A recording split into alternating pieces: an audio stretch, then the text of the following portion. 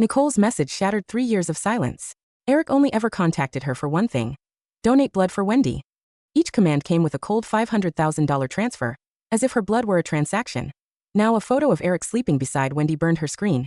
"You're just a shameless homewrecker." His mother's cruel demands followed. "Come cook, the maids are off." Dizzy with fever, Nicole laughed through tears. "How much do you want?" Eric snarled when she demanded divorce. Another $1 million flashed on her phone, his answer to everything. Ding, a message alert sounded. "Please go to the hospital to donate blood as soon as possible." When Nicole saw this message, she was stunned for a moment, like she had sustained a huge blow to her chest. The sender's name was Hubby. Ding, another message immediately followed. It was a notice from the bank that she had received a fund transfer of $500,000. Nicole scrolled up to look at her message history with her husband. "Remember to go to the hospital. Fund transfer, $500,000. Remember to come to the hospital to donate blood. Fund transfer, $500,000. Please come to the hospital right away. Fund transfer, $500,000. In their 3 years of marriage, the time Nicole's husband, Eric Ferguson, initiated contact with her was to ask her to go to the hospital to donate blood. To be exact, to sell blood. Nicole's blood was sold to Wendy Quaid.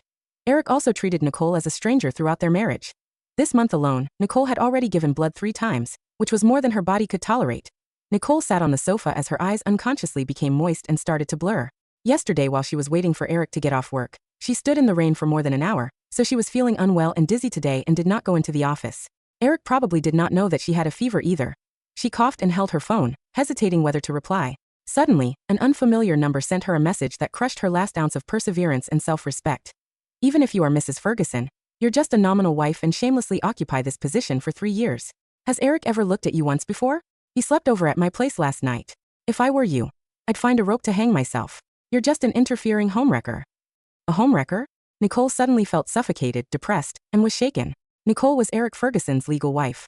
She gave up her family and friends to marry this man for 3 years, yet she was labeled a despicable homewrecker. Once again, her chest felt like it was crushed. All those accumulated feelings for Eric throughout her humble days as his wife suddenly shattered into pieces. Following that message, a photo was sent to her phone. It was Eric's calm sleeping face. His handsome sculpted features were like an intricate art piece that made her so attracted to him, like a moth to a flame. This picture was an attestation to the message earlier. The woman nestled on Eric's shoulder was none other than Wendy Quaid. Although both of them have their eyes closed, the curled-up corners of Wendy's lips showed her wakefulness at that moment.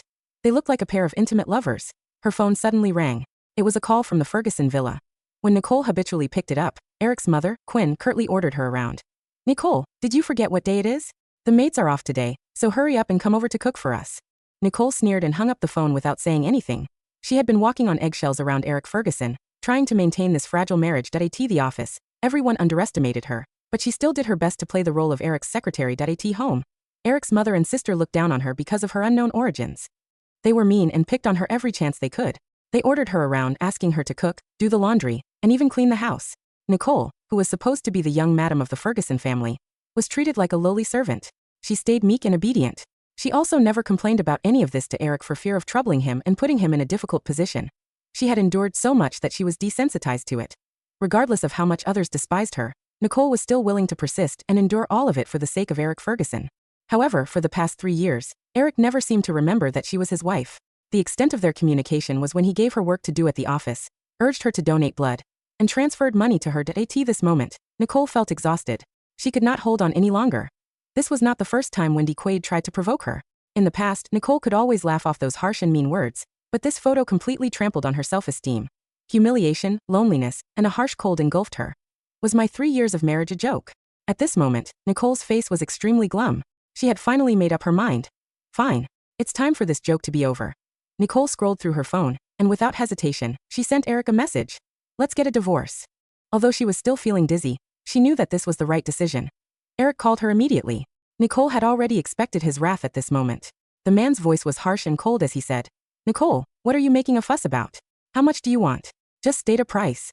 The doctor said that Wendy's in critical condition. Nicole forcefully suppressed the dizziness and interrupted his words. She smiled coldly and said in a hoarse voice, "Eric Ferguson, I'll see you at the city hall in an hour, or you can watch her die." She hung up after that sentence. Immediately after, she received another message. "Fund transfer, $1 million, ha ha ha ha." Nicole laughed out loud as her tears gushed out uncontrollably. "This is absurd. It's just too ridiculous." Nicole put away her phone. She suppressed the pain in her heart and the burning sensation in her body, then braced herself and took a taxi to the city hall. Time passed by the minute. Eric Ferguson called Nicole twice, but no one answered, so he refused to call again. Nicole sat on a bench looking very pale. An hour later, Eric walked over with a stern, expressionless face as he looked down at her with his cold gaze. What exactly are you dissatisfied with? I know that you've donated more blood this month, but I've already compensated you. Let's just get a divorce. Nicole lifted her head and met his cold gaze. Her voice was calm and composed, and she no longer wanted to speak to Eric anymore. What they said was never the same thing. Nicole looked at the prominent features of the man in front of her. He was handsome and tall, which made her fall head over heels for him, but he never once smiled at her. In the past, she used to be cautious not to irritate him, but now when she saw his stern face, she felt numb. Eric looked at Nicole with a grim face. He could tolerate all of her requests or demands, but he could not stand that she did not know her place. Does she genuinely think that she's the only one who can donate blood? Nicole, don't regret your decision. What I regret most is marrying you 3 years ago. Nicole smiled miserably. She finally thought it through, and her mind could not be any clearer at this moment. I've suffered enough in this marriage with Eric Ferguson. Enough is enough. It was near the end of the day, so there were only a few people in line, and they were the last couple. Their 3 years of marriage ended so hastily, in a matter of minutes. The moment Nicole held the divorce certificate, her heart trembled a little. Eric did not say anything about wanting her to stay and did not even cast her a glance. Let's go to the hospital. He still did not forget to use her one last time. Nicole lifted her head slightly and suddenly laughed. Eric Ferguson, even if she dies in front of me in the future, I won't waste another drop of blood on her. Eric's eyes suddenly turned gloomy. How could you curse Wendy like that when she's sick? Don't forget, the condition of our marriage back then is that you'll donate blood at any time she needs it. At that moment, Nicole just felt like her heart was stabbed. She was overwhelmed with pain. Right. I could only marry him because I have golden blood. I promised to donate my precious and rare RH0 blood to Wendy Quaid whenever she needed it. Nicole's gaze flickered as she looked at him, but the man's eyes only had his usual indifference. Her smile widened until she finally laughed with unbridled coldness. I should have understood long ago that to Eric Ferguson, I am just a lowly walking blood bank. Eric Ferguson, I don't give a damn about being your wife. Don't worry, I'll donate my blood to her one last time and settle our accounts. She smiled enigmatically, then glanced at Eric and turned to leave. Eric's eyebrows were slightly knitted.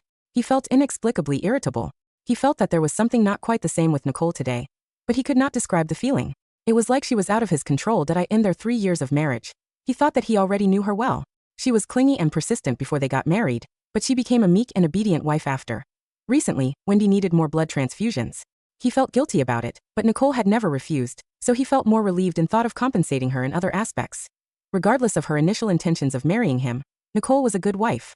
Nicole suddenly asking for a divorce annoyed him, but it did not matter. Eric's dark eyes deepened as he got rid of the irritation in his heart. Forget it, she'll naturally come back begging when she can't survive on her own. Before Eric could say anything, Nicole hailed a cab by the roadside and went to the hospital. She found Wendy Quaid's VIP ward and pushed the door open. A few doctors and nurses surrounded Wendy and asked attentively if the woman was feeling any discomfort. When Wendy saw Nicole, her eyes flickered and she immediately looked delighted. Nicole, you're finally here. You're not mad at me for always bothering you because of my poor health, are you? I was worried that your body couldn't take it. Nicole strode over to her with a cold and gloomy gaze. You sent that text, right?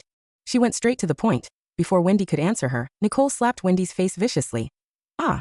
Wendy screamed and covered her cheek in shock. Eric's eyes sank and his face was stormy as he yelled. Nicole, what are you doing? The man's voice was cold. He showed up fast enough. Was he so afraid that I'd hurt Wendy? Nicole thought. Wendy pouted and looked panicked. Her eyes suddenly brimmed with tears as she covered her cheek and looked behind Nicole. She argued in a loud voice. I didn't do anything, Nicole. You misunderstood me. Is Nicole crazy? How dare she hit me in front of Eric? Nicole sneered. Stop your act. I know it's you. With a seeping cold gaze, Nicole walked to Wendy and took out the printed picture of Eric from her bag, then flung it in front of them. Eric looked at the photo and had a moment of shock and confusion. Wendy's face also instantly turned glum and pale. He had a long day yesterday, so when he visited Wendy at the hospital, he dozed off for a while. It was apparent that this photo was secretly taken at that time. The only other person in that room then was Wendy Quaid. Thus, Eric knew who had taken this photo. Wendy wanted to use this photo to make Nicole mad, but she did not expect to shoot herself in the foot. How could Wendy still maintain her image of a pitiful meek woman? In the past, Nicole would still care about Eric and put up with Wendy, but now there was no need for that anymore. Nicole smiled indifferently, and her voice was surprisingly cold. I told you that I'm here to settle accounts. This is what you owe me. Wendy Quaid, you're the homewrecker in this situation. Are you satisfied now? I wish you all the best in replacing me as Mrs. Ferguson. Without much thought, Eric could guess how Nicole got this photo. He suddenly felt a little suffocated. His expression was cold and complex. Eric's face was still as cold as ever when he looked at Wendy's sickly pale face with a stern gaze. Wendy's heart trembled. She quickly defended herself. Eric, Nicole must have misunderstood something. I didn't do anything or take this picture. She probably found someone to take this so that she could frame me. Eric frowned for a moment as Wendy sobbed pitifully and tugged on his sleeve. She said cautiously, "Eric, I can apologize to Nicole. If giving me blood affects your relationship, I won't ask Nicole for blood in the future. I swear by Hendrik's name that I don't know anything about the photo." Hearing the name Hendrik, Eric's eyes flickered as he thought of his best friend's dying wish. The gloom on Eric's face dissipated a little. "Nicole was too agitated earlier and shouldn't have hit you. Do you need a doctor to check it out?" Wendy was still covering her cheek that felt numb from Nicole's slap and shook her head. "It's okay." Eric nodded and looked at Nicole, who was standing on the side. The corners of her lips curled up mockingly, and she had a cold and indifferent look on her face.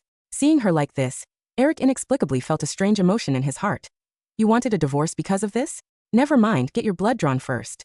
Eric wanted to clear up the misunderstanding, but it was not an appropriate environment that an insignificant photo meant nothing compared to Wendy's health. Eric planned to explain the photo to Nicole afterward as there were still outsiders in the ward. Wendy felt relieved and knew that she got away with it. Eric still chose me. Nicole lost again. Nicole had long guessed this outcome.